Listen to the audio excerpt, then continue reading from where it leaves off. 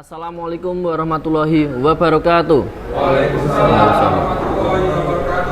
Ya, berjumpa lagi dalam acara Ngopi Hukum, ngopi bersama dan belajar hukum. Nah, pada kesempatan kali ini Bapak Ibu dan hadirin sekalian, kita akan mengupas mengenai kebijakan-kebijakan pemerintah yang terbaru ini, yakni adalah pemberian pembebasan bersyarat dan asimilasi terhadap narapidana yang sudah dikatakan memenuhi syarat katanya. Nah, itu nanti akan kita bahas bersama beliaunya, narasumber kita pada kesempatan siang hari ini, yakni Bapak Dr. Muhammad Taufik SHMH selaku Managing of MTP Law Firm. Nah, Bapak Ibu sekalian, perlu kita ketahui bahwasanya pembebasan bersyarat itu adalah suatu pembebasan di mana narapidana dikatakan boleh keluar dari masa tahanan di penjaranya setelah melaksanakan 2/3 dari masa tahanannya. Nah, dalam hal-hal seperti itu tentunya banyak prasyarat yang harus dipenuhi, banyak hal-hal yang harus dipenuhi terlebih dahulu. Tidak mungkin seorang narapidana itu dapat keluar dengan sendirinya atau berpindah-pindah. Nah, oleh karena itu kita akan kupas di sini dalam acara Ngopi Hukum. Nanti silakan dari hadirin yang sekiranya ingin bertanya dapat mengajukan pertanyaan-pertanyaan, nanti akan dijawab langsung oleh beliaunya Bapak Dr. Muhammad Taufik. Nah, langsung saja untuk acara Ngopi Hukum pada kesempatan siang hari ini akan dipandu langsung oleh beliaunya Bapak Dr. Muhammad Taufik SHMH. Waktu dan tempat dipersilakan. Silakan Bapak. Selamat sore. Assalamualaikum warahmatullahi wabarakatuh. Sepertinya suara saya tidak asli, jadi saya tutup ya dalam rangka COVID-19. Tapi tidak apa-apa, tetap ada physical distancing ya, dan kita juga membatasi jumlah pesertanya. Tapi yang lain bisa live di 2 akun, satu akun Instagram MTMP Law Firm, dan yang satunya akun Facebook saya Daniel Taufik. Baik, tadi pengantar oleh host disampaikan kaitannya beberapa kebijakan. Nah, saya akan menyoroti puncaknya saja, bahwa beberapa waktu belakangan ini, mungkin barangkali seminggu sampai dengan 2 minggu, telah dilepaskan napi bukan hanya ribuan, tapi jumlahnya adalah puluhan ribu, dan seperti membuat shock. Shock itu sesuatu yang sifatnya mengejutkan ya, shock.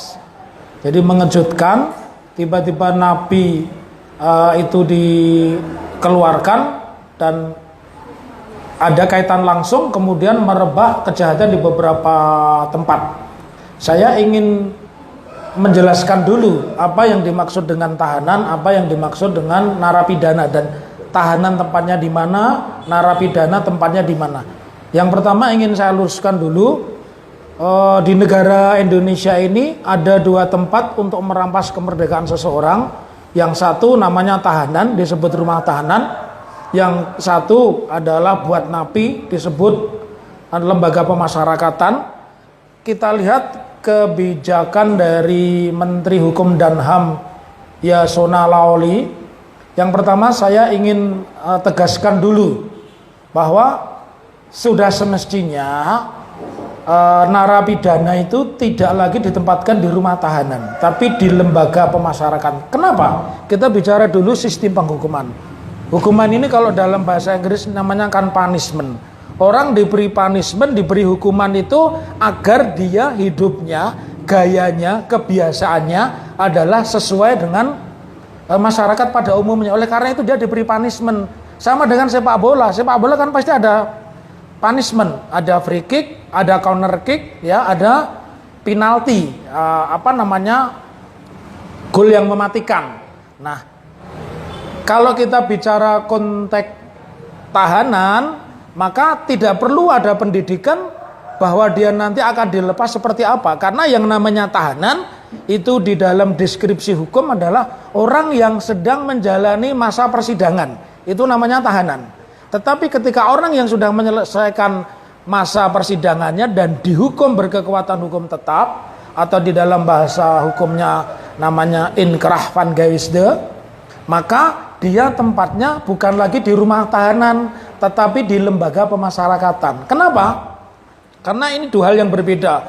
Tahanan itu hanya sementara kalau lembaga pemasyarakatan itu bukan buat napi. Apa itu napi? Narapidana.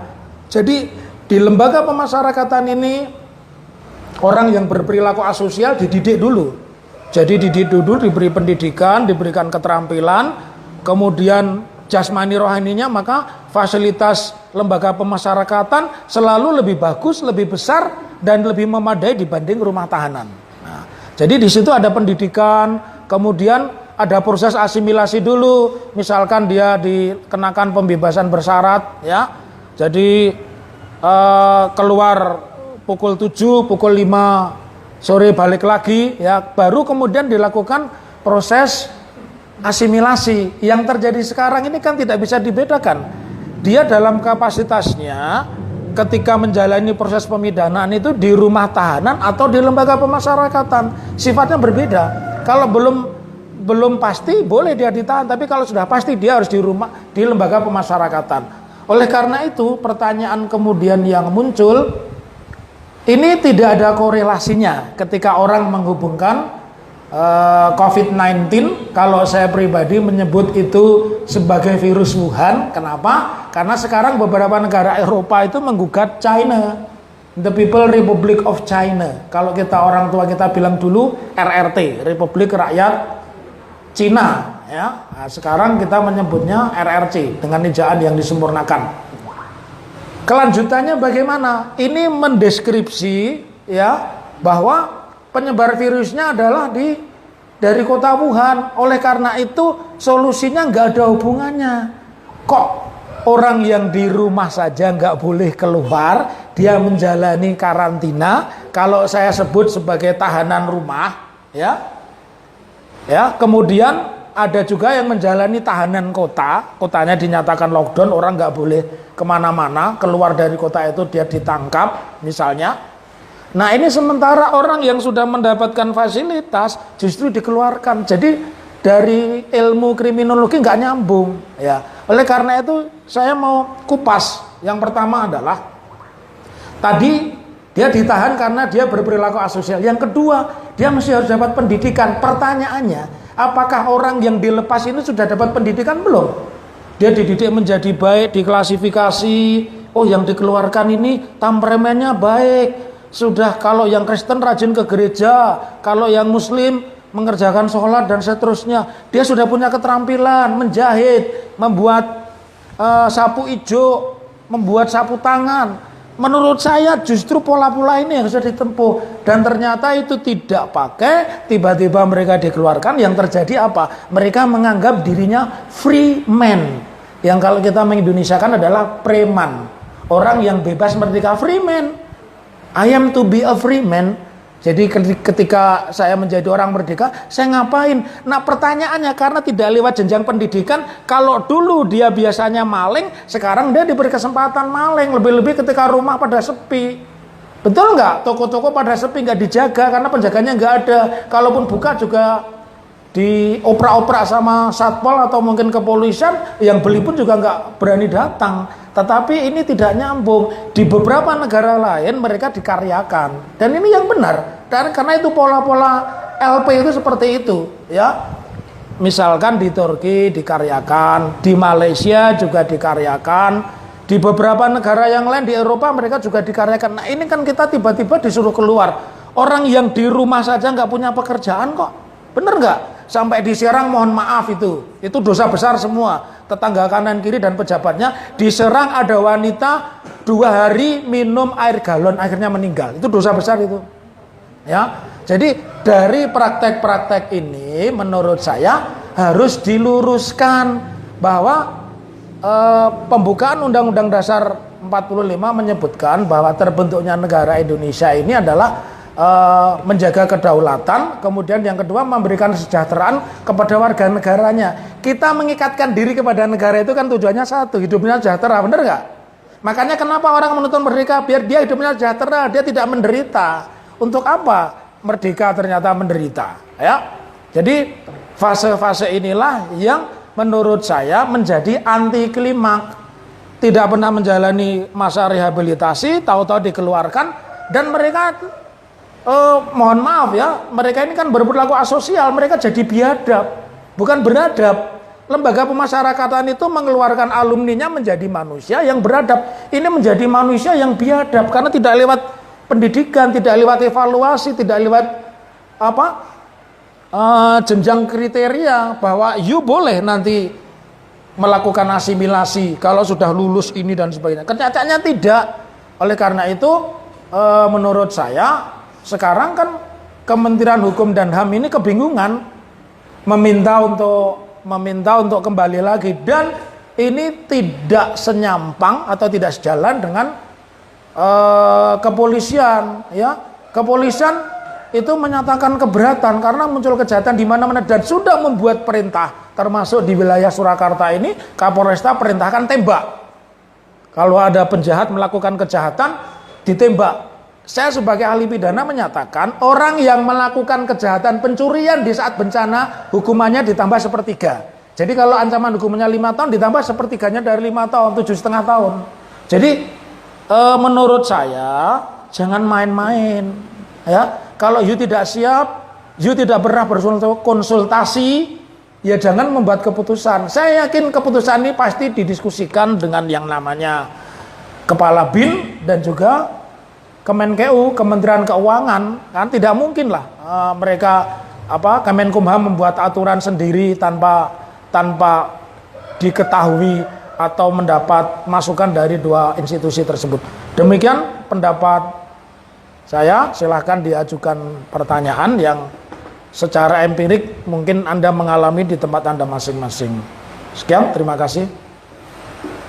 Ya, mungkin dari hadirin sekalian ada yang ingin ditanyakan. Silakan.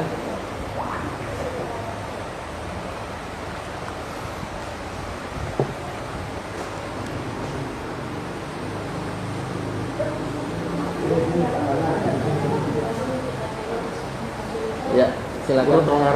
Dapat menyebutkan nama. Terima kasih atas waktu yang diberikan kepada saya. Nama Raditya Buryono, asli Bogor. Yang saya tanyakan kepada Pak Taufik sebagai narasumber, satu, pencuri atau yang dikatakan maling saat ini lagi merebak di mana-mana.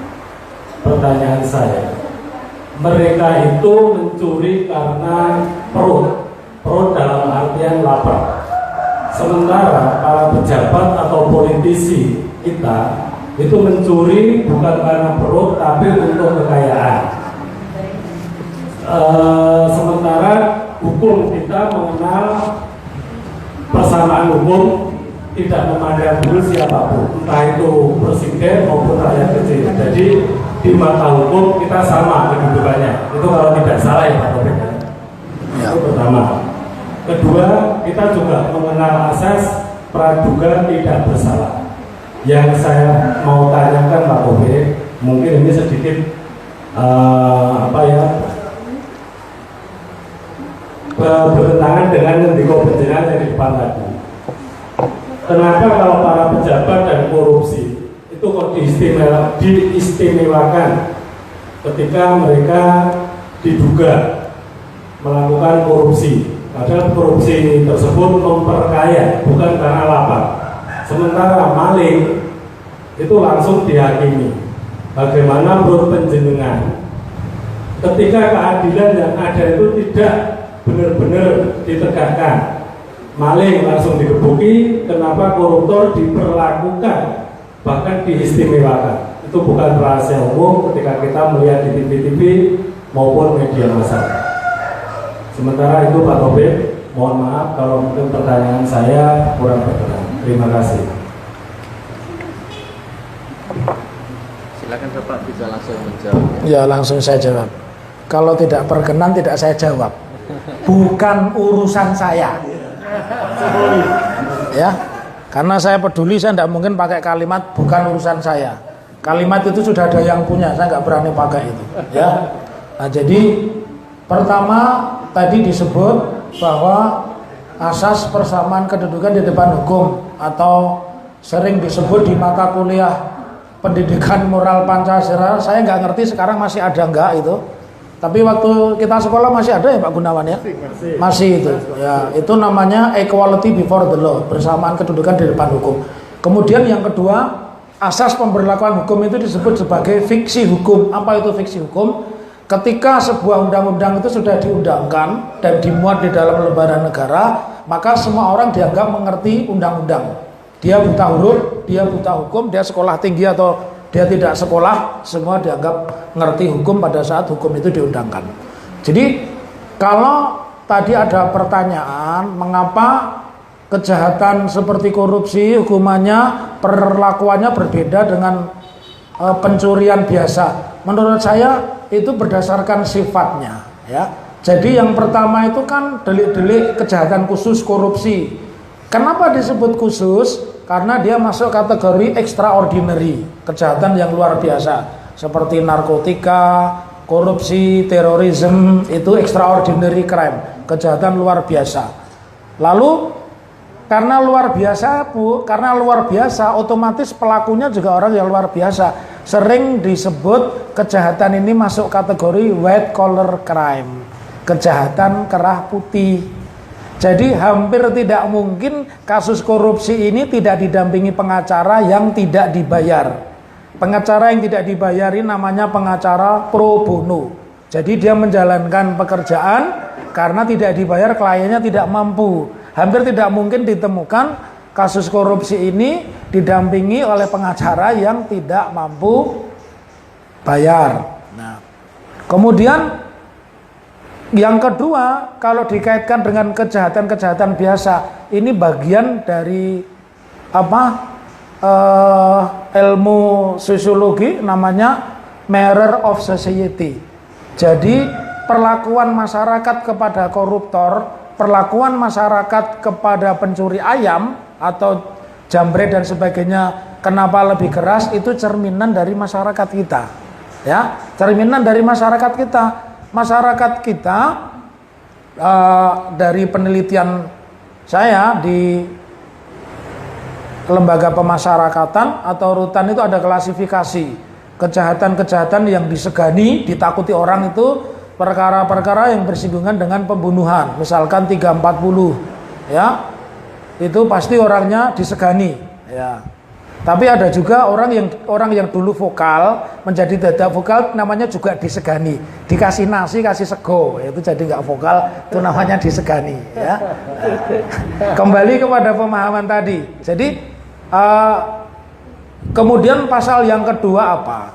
Pasal-pasal curat, pencurian dengan pemberatan, dan curas, pencurian dengan kekerasan. Ya. Itu juga orangnya ditakuti. Kemudian narkotika, ya, narkotika, kemudian kejahatan-kejahatan umum yang lainnya, penipuan, dan yang paling rendah derajatnya di rumah tahanan maupun lembaga pemasyarakatan adalah kasus asusila, ya.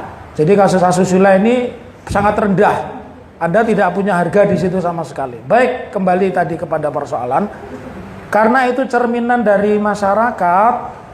Lalu bagaimana cara merubahnya? Meluruskan kembali definisi rumah tahanan itu apa, lembaga pemasyarakatan itu apa. Karena banyak orang melakukan kejahatan tetapi ada perlakuan khusus di rumah tahanan, maka orang-orang kaya yang masuk kategori white collar crime, dia minta tidak di lembaga pemasyarakatan tapi di rumah tahanan khusus. Ya, saya sebut di salah satu institusi tertentu, ya. Di Kelapa II, itu sebenarnya itu rumah tahanan. Mestinya yang bertempat di situ, yang menjalani proses pemidanaan di situ adalah orang yang masih status tahanan, perkaranya belum selesai. Kalau sudah selesai, maka semestinya orang itu tidak menjalani di situ, tapi di lembaga pemasyarakatan. Nah, pertanyaannya, kenapa dia minta di situ? Ya, tanyakan, ada istimewa nggak di situ? Ya, itu perbedaannya. Kemudian bagaimana kita memberikan penyelesaian dalam kasus-kasus seperti itu, maka hukum ini mengenal dengan apa yang disebut sebagai legal audit, ya. Jadi perintahnya itu seperti apa, ya. Jadi masa-masa pemidanaannya seperti apa itu harus dilihat, kan kita bisa lihat. Dan ini masyarakat juga mencatat, ya. Ada kasus korupsi itu masa tahanannya itu dipotongnya sangat banyak. Ada yang dipotongnya 6 bulan, ya. Ada yang dipotongnya 6 bulan, ada yang dipotongnya bahkan ada yang dapat remisi itu sampai 2,5 tahun, ya. Tapi di kasus-kasus yang lain itu mungkin dia setahun itu ya dibebaskannya karena memang proses asimilasi, tapi nggak pernah dapat diskon, misalnya seperti itu. Atau kejahatan-kejahatan tertentu, ya, seperti terorisme, itu mereka tidak mendapat perlakuan khusus, bahkan nggak pernah dapat yang namanya ini diskon, ya, tidak pernah mendapatkan diskon atau pengurangan masa tahanan, ya. Barangkali itu dari saya. Ya, mungkin dari hadirin yang lain ingin bertanya, silakan.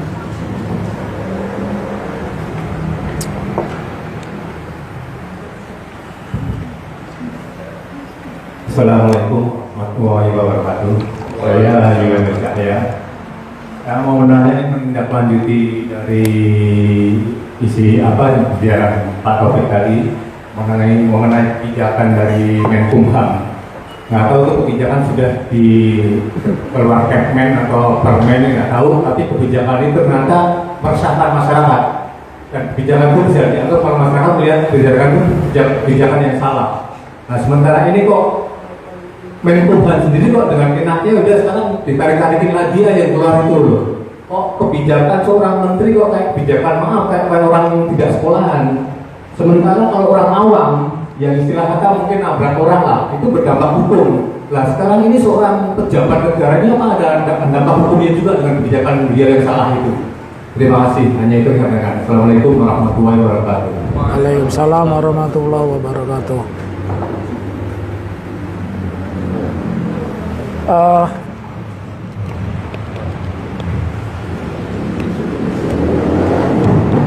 Dalam pasal 50 KUHP itu ada berbunyi bahwa orang yang menjalankan perintah undang-undang itu tidak bisa dipidana, atau itu disebut juga di dalam ilmu pidana diskresi.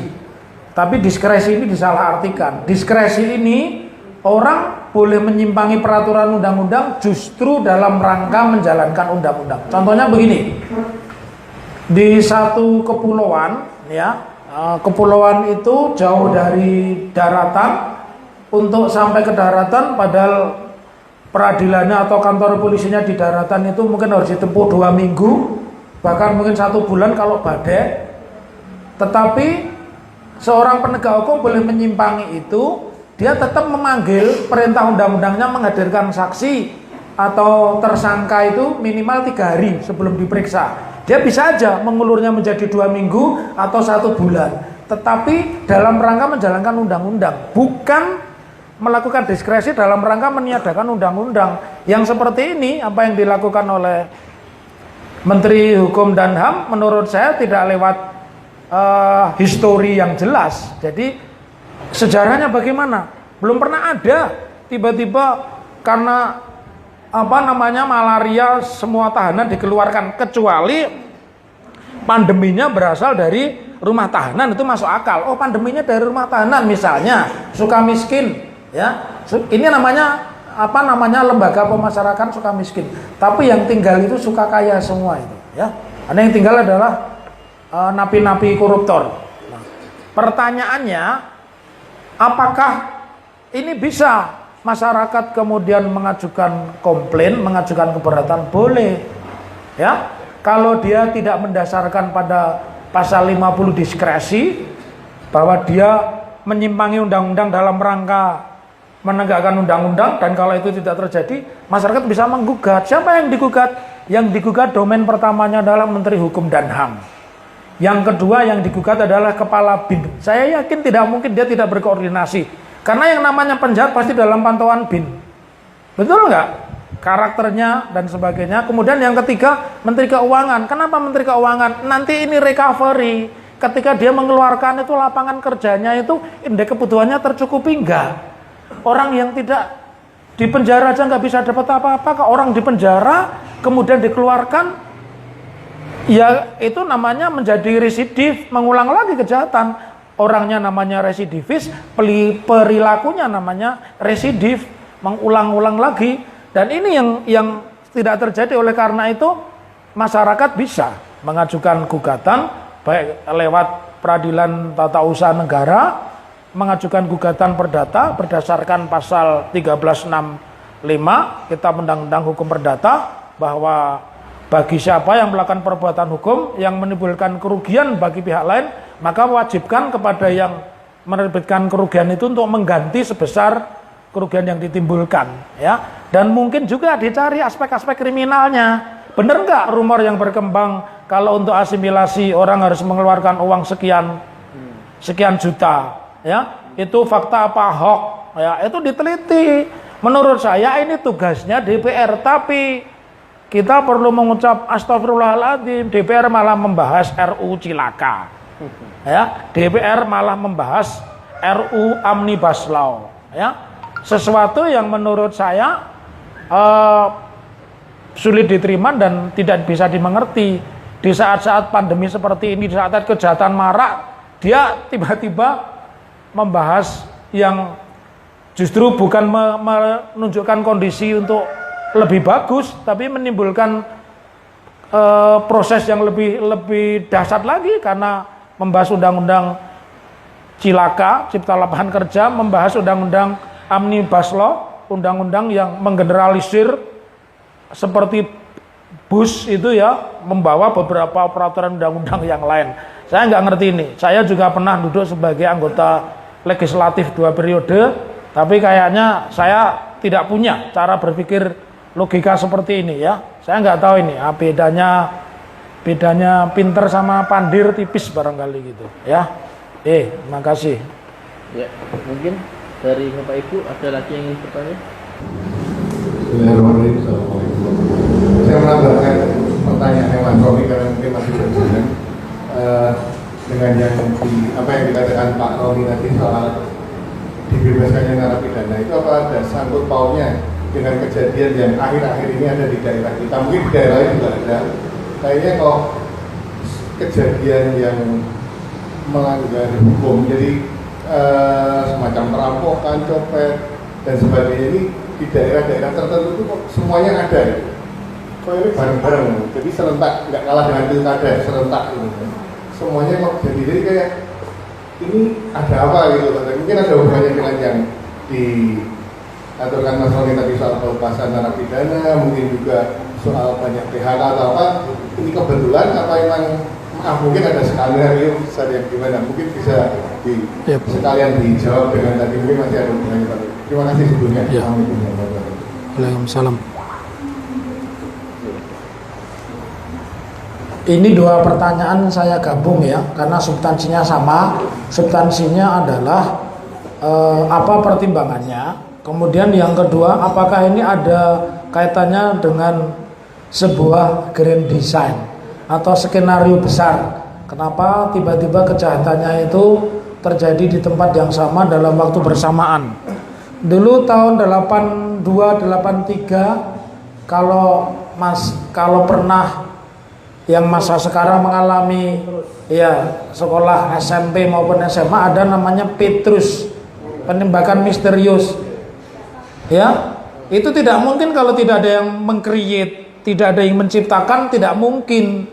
Tapi persoalannya apakah itu masuk diskresi? Tidak. Itu pelanggaran hukum HAM berat. Karena yang namanya menghukum itu harus lewat SPP. Apa SPP? Sistem peradilan pidana. Orang ditangkap dulu, diadili disediakan pengacara atau penasihat hukum, nanti diadu buktinya jaksa dengan penasihat hukum, diadili oleh hakim, diputus. Tapi tidak lewat itu langsung tiba-tiba orang ditembak kepalanya dan sebagainya. Hampir mirip seperti sekarang.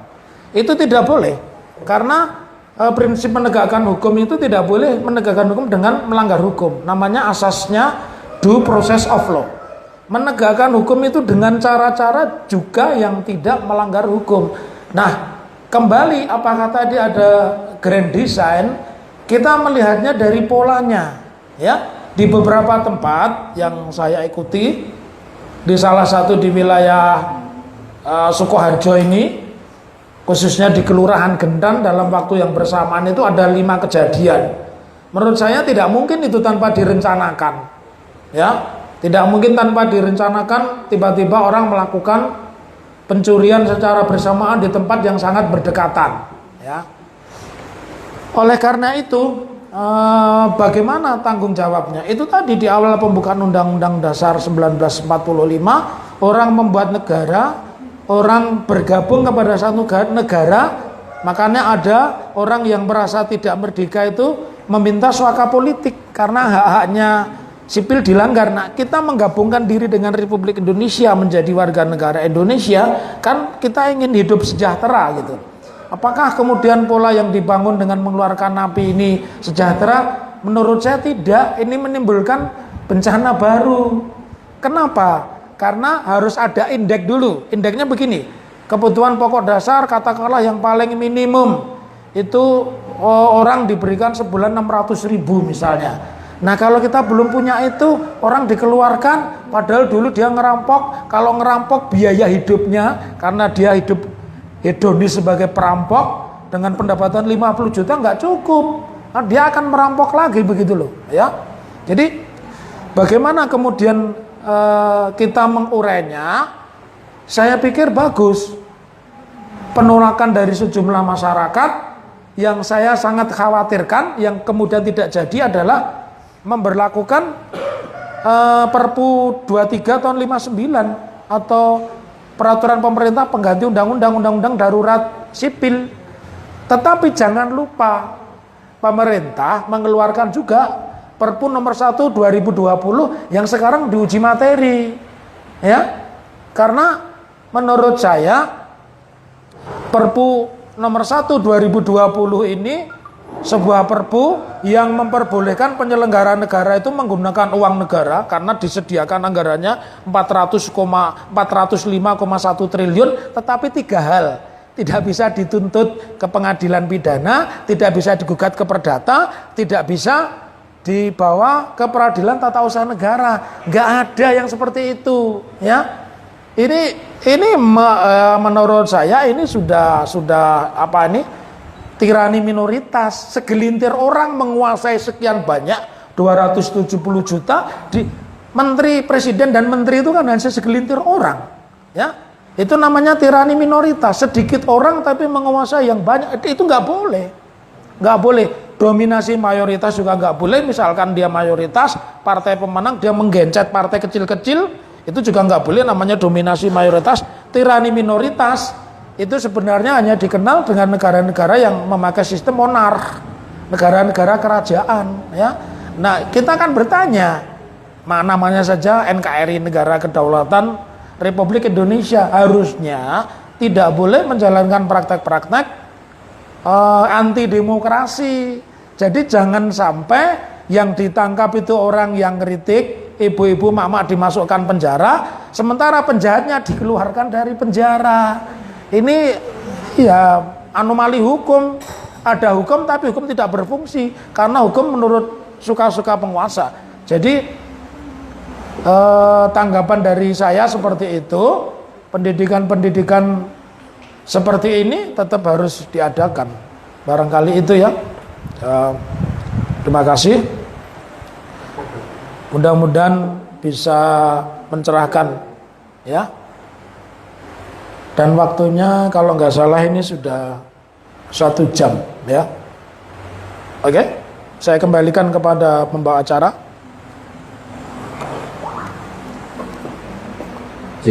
Iya, itu tadi adalah pembahasan menarik mengenai pemberian asimilasi pembebasan bersyarat oleh, ya, Kementerian Hukum dan HAM. Banyak sekali hal-hal yang harus kita pelajari dalam dunia hukum. Tentunya dalam mempraktekkan hukum itu sendiri tidak boleh memandang siapa yang membuat maupun siapa yang harus Dikenai peraturan. tersebut. Nah, oleh karena itu yang namanya equality before the law haruslah dipegang erat-erat oleh semua aspek masyarakat, baik itu penegak hukum maupun masyarakat itu sendiri. Mungkin itu dari kami. Saya Aris Dwi Saputra, mohon maaf apabila ada salah kata maupun perbuatan. Akhir kata, bila taufiq wal hidayah, wa hidayah. Wassalamualaikum warahmatullahi wabarakatuh.